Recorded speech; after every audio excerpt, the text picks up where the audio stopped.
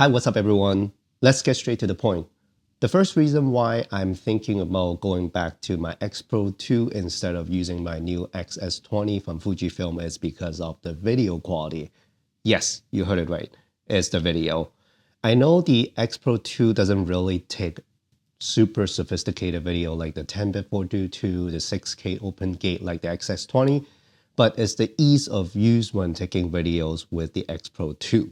So what happened is when I am doing a photo or video session or like a hybrid session, I usually will take photos in aperture priority, and then I prefer having just the record button and press the record button and record like some kind of BTS videos or like a short clip of what I'm taking photos of to show you guys or to show my clients or give them like video clip footage so they can have photos and videos. With the XPro2, I have the video record button set to this function button here. So after I take photos or before, I can just move my finger over and then take videos by just pressing this button. Super convenient, but yes, it is in aperture priority mode. So the aperture is fixed. The shutter speed and ISO are fluctuating. They're in auto mode. I know this is not the most professional or ideal way to take videos because the shutter speed is not going to be right. The ISO is going to be going up and down. I'm just using the exposure compensation to adjust the brightness of the video.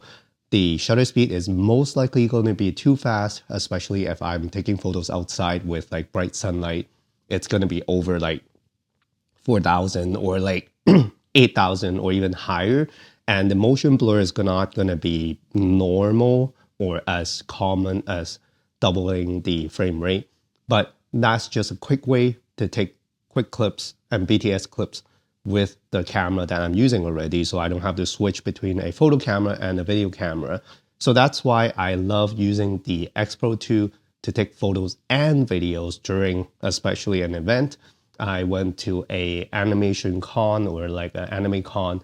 I was taking photos of my friends and I was also taking videos by just literally like moving my finger and pressing this button to take videos, and they love the video quality and I love the video quality. So that's the way I use a hybrid camera. I don't like having to switch between photo mode and video mode, even if there is a quick switch or like a custom mode dial. Let's say the Sony a7 IV that we had before, I still have to fiddle with the shutter speed, ISO, even the aperture, and most likely I'll have to put on an ND filter in front of the camera before I can take the quick video, which is going to be super complicated and people are not going to be enjoying the experience. It's going to be like really frustrating. It's like, oh, you have to give me like 2 minutes to put on the ND filter so I can take videos and then I can take it off and take photos again. So that's why I love having this feature of taking quick clips by using the record button in aperture priority mode. So that's where I'm coming from. So with the XS20 compared to XPro2, yes, the XS20 has a record button besides the shutter button as well. So I can use aperture priority mode to record quick clips just by pressing the record button. So you might think that like it's exactly the same thing as the XPro2. Why am I switching back to the XPro2? I found a really weird kind of, not like a glitch, but then a design that when I was using the record button on the XS20 to record quick clips in aperture priority mode, the camera doesn't go or push the shutter speed high enough to keep the exposure the same. Because usually when I'm taking photos and videos with the XPro2 in aperture priority mode, between photo and videos, usually they don't change the exposure that much. Sometimes when it's too bright, I still have to lower the exposure when I'm recording videos. But usually the image look almost exactly the same. Like the photos look almost exactly the same as the videos, which is perfect, including colors, except film grain, because they don't add film grain in videos. Then everything should be the same, including aperture, which is the depth of field. So you don't have to lose the depth of field. You don't have to lose the blurriness of the background when you are taking videos. But on the XS20, the newer camera, which is really strange, when I was jumping between photo and quick video, the aperture close-ups, like it's weird because the camera will not push the shutter speed higher than 1/4000th of a second. unless they update the firmware and it's working now. But then if you know a workaround or proper way to set it up so I can have like the same shutter speed and ISO and aperture when I'm jumping between photos and quick videos, let me know down in the comment section below. But so far, after all the testing that I've done, when I was taking quick videos, because a lot of time outside in outdoor area, the sunlight is way too bright, my shutter speed for photos are usually like over 20,000, like 18,000, and sometimes like 32,000. And when I jump to the video mode, the shutter speed drops to nothing higher than 4,000th of a second. So that means the camera has to compensate to keep the exposure the same by closing the aperture, which is super weird because the ISO cannot go down like too much anyway. Like it can only go down so low. When it gets to the limit, the bottom limit of the ISO, it will select or it will choose to close down the aperture. So that's why I was like, why is the photo different from the videos? The photos are really good. Like it has nice subject isolation because I opened up the aperture wide at f1.4, 1.2. But when I was looking at the videos are super deep. Like the shallow depth of field is super deep. The backgrounds are super clear, like focus, or even like to a point where diffraction is kicking in because maybe the camera decides to close down the aperture to like f16, f22, and the images are looking really bad. I have the aperture set on the lens, so it's not in auto. So I have f1.4, f1.2 set on the lens when I was using the XS20, but the camera overrides it because of the exposure compensation, and the camera will not go higher than 1/4000th of a second of shutter speed. I tried it in manual mode, in video mode, that I cannot go up higher than 1/4000th of a second shutter speed. So that's my conclusion, and that makes me really confused when I was using XS20 because I was like, oh, the photos look different from the videos. But on the XPro2, they look the same. Depth of field and exposure, colors, everything looks exactly the same. That's why I love using the XPro2 for videos and photos when I'm at an event more than the XS20. The next reason why I like using the XPro2 for videos compared to the XS20 is because for some reason, the XTransIII sensor in the XPro2 has better highlight roll-off compared to the XS20's XTransIV sensor, which is really confusing because I thought that one has higher bit rate, like maybe it's just my eyes, but then when I'm recording videos with no color grading in post, I still feel like the highlight roll-off from the brightest part of the image to the darkest part of the image looks smoother. The transition looks smoother on the XPro2. There's no way that the XPro2 has higher bit rate.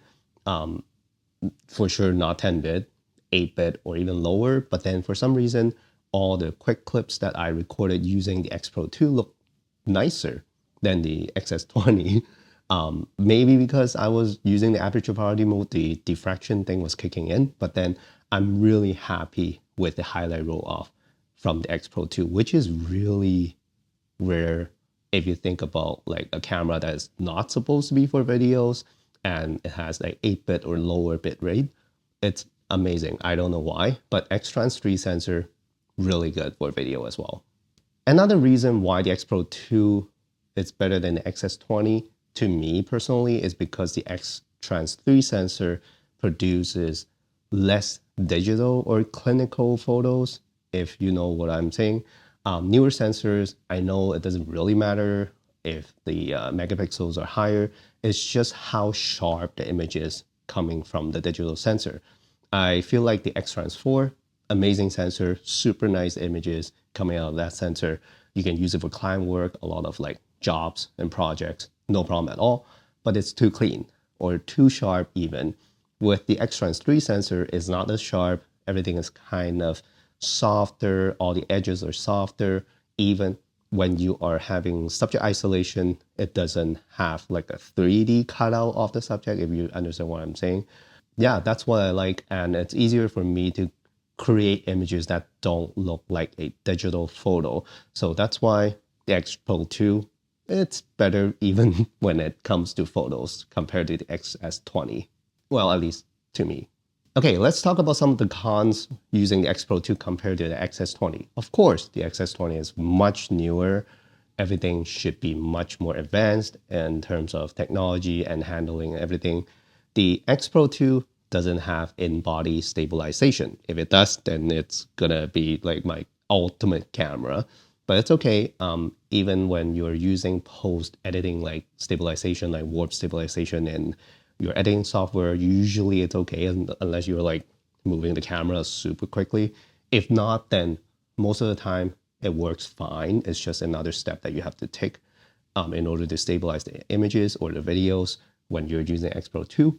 The XS20 has in-body stabilization, but Fujifilm in-body image stabilization is usually not super nice. When you are being stable, it's fine. It's not gonna go like crazy. But then when you try to move the camera or pan the camera in whatever way, when the image sensor or the sensor hits the edge of the in-body stabilization limit, it bounces the sensor, so it ping-pongs the sensor everywhere. It's a really well-known thing that like Fuji cameras do, and I don't really like that. So it's okay. It's not like the biggest feature that I love using the XS20. Even the X106, I saw sample footage from YouTube videos that like in-body stabilization is not stabilizing the image, it's bouncing the images instead of stabilizing it. So not a super big concern, but I would love to have in-body stabilization in the camera so it's a little bit smoother, but not a super big concern when using the XPro2 for videos. The next weakness of the XPro2, yes, this one is a little bit more critical. Battery life is not good. Because of the smaller battery, physically it's not going to be better than the XS20. It's actually not good when you're jumping between photos and videos. I would say a session with like 500 or 600 photos and like 10, 20 seconds of videos with like 20, 30 clips, your battery is gone. Depends on how new your battery is, of course, at the same time. But then it's not going to be great because you will be taking 4K videos on the XPro2 because the HD one, I feel like it's like line skipping or like bend, like whatever that they're like bending like to make the image look HD, but then it's not good, the quality. So I will only do 4K with the XPro2, but then that will literally like eats up the battery life like really quickly. That's my only thing. So you should have a spare battery if you are deciding to use the XPro2 for photos and videos compared to the newer cameras with bigger battery. The next weakness of the XPro2 compared to the XS20, this one is not a super big deal. It's the 10-minute recording limit in 4K. I think in HD is 15 minutes, which is not long at all, but it's okay. I'm not going to use this for my YouTube videos where I have to sit in front of the camera for over 10 minutes. So for short, quick BTS clips, it's totally fine. No complaint at all, but there is a 10-minute recording limit on the XPro2, which doesn't exist on the XS20. All right, those are the advantages and the disadvantages using the XPro2 compared to the XS20 when it comes to jumping between photos and videos. But I will still say there is an other strength of using XPro2 because there are more dials and more buttons on the XPro2, especially I don't know if you can see it, the focus switch. I don't know why Fujifilm decided to take away all the buttons, dials, D-pads, like the focus switch. That's like a signature thing. It's not as enjoyable compared to these cameras with all the switches and dials. So maybe they want to make cameras a little bit easier to use, but then I think people should just learn how to use the switches. And instead of like removing them, maybe it's for cost saving, but it is definitely more enjoyable using the XPro2 because of the more control, more dials, more shortcuts instead of like fiddling with the swipe touchscreen thing. It's okay on the XS20 now compared to the X100V that we had. But then like, yeah, it's still way better to use physical buttons for shortcuts and quick like option changes and stuff like that. And yeah, that's why I really love using XPro 2 over the XS20. And I think the XPro 2 looks cooler. This is just a personal thing, but it looks nice. When you're taking photos and videos, like people will be like, oh, that looks like that's a really nice camera. With the XS20, it looks like a camera, like a DSLR camera. So yeah, I know it's subjective, but then yeah, I enjoy using the XPro 2 more than XS20 because of the switches and dials and buttons. That's it. Those are the reasons why we might be switching back to the XPro 2 instead of using the new XS20. I am thinking of selling the XS20 because of that, especially the video aperture priority mode where like it changes the aperture. So it doesn't really work with aperture priority mode if you think about it for quick videos. So that's the main reason. Other reasons, they're okay. They're not like super big deals to me. But then because of the quick videos, yeah, I might be selling the XS20, but I will keep you guys updated. If you guys still want to see videos of me testing the XS20 with other lenses or like testing the XS20 with other like features and stuff like that, let me know down in the comment section below before I sell the camera. So yeah, that's it. Thank you so much for watching, and let us know in the comment section below if you're still using your XPro 2 or like other Fujifilm cameras, or if you have more comments on the XS20 to show me how to properly set it up for quick videos. Let me know in the comment section below as well. Thank you so much for watching, and I'll see you guys in the next one.